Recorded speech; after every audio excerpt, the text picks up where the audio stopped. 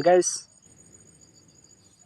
Sa video na ito, meron po akong ituturo kung paano madagdagan yung signal ng ating SIM card. Lalo na sa mga lumang SIM gustong madagdagan. Kasi sayang kasi yung load nyo. Kasi mahina yung internet, di kayo kaagad maka-download ng mga music saka video. At okay, ang gagawin lang natin is pumunta lang po tayo sa setting. Ito yung setting.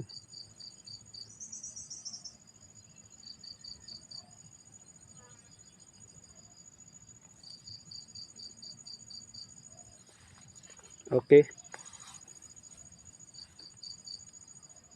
Hanapin lang natin guys itong network and internet. Pindutin lang natin.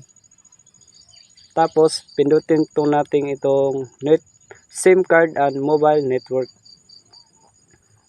So dito guys, dalawa yung SIM ko, SIM 1 saka SIM 2. Piliin lang po natin yung SIM kung anong ginagamit natin. Kung SIM 1 ba kayo o SIM 2. Pindutin lang natin. Pagkatapos scroll down lang natin pataas. Tapos nakikita nyo itong access point name. Pindutin lang po natin. Tapos meron pa kayong nakikita sa itaas na plus. Pindutin lang po natin guys. At dito po sa name guys, ilalagay po natin dito internet 4G. I-okay lang natin guys.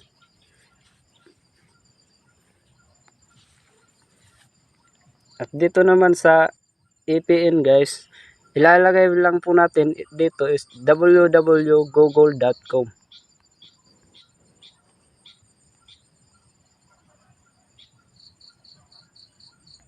Big letter po yung G guys.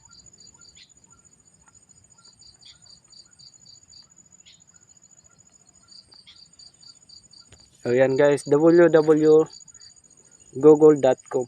I-okay lang natin guys. Dito po sa username guys, ilalagay po natin dito internet. I-okay lang natin pagkatapos natin nakalagay dito sa username na ang itatype nyo na internet. At dito naman sa password, internet ulit. Ayan, i-okay lang po din natin pagkatapos natin mag-type guys. Dito sa server guys, ilalagay natin dito yung 1.1.1.1. I-okay lang natin ulit.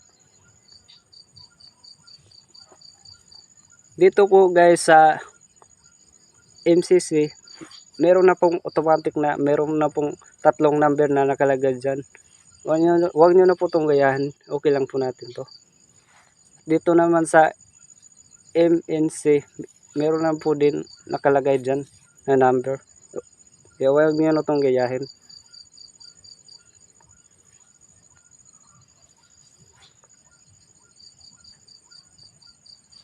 Dito po guys sa APN type.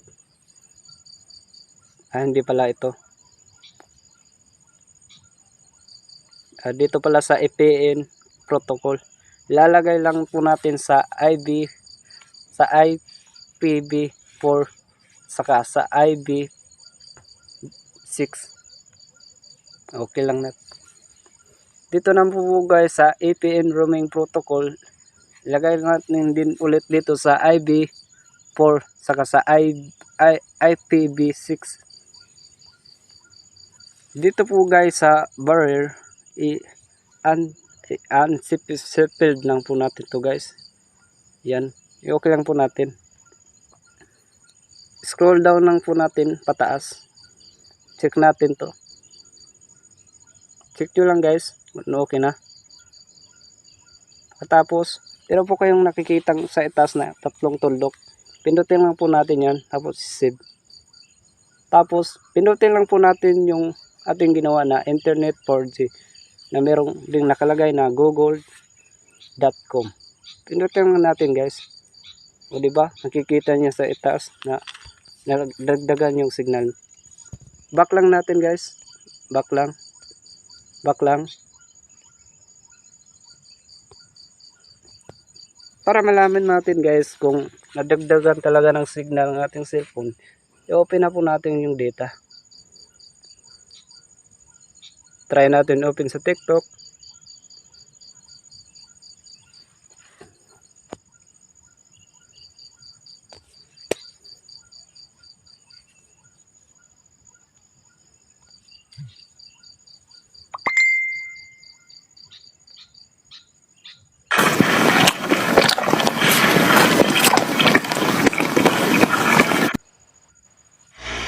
Ayan, meron pang free battery yan, guys. O,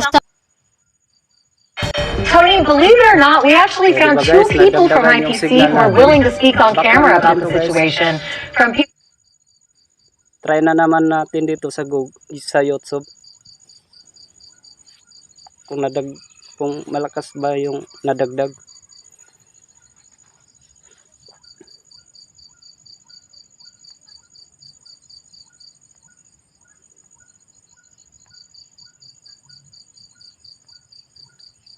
Try natin tong mag-play tayo po ng video sa YouTube.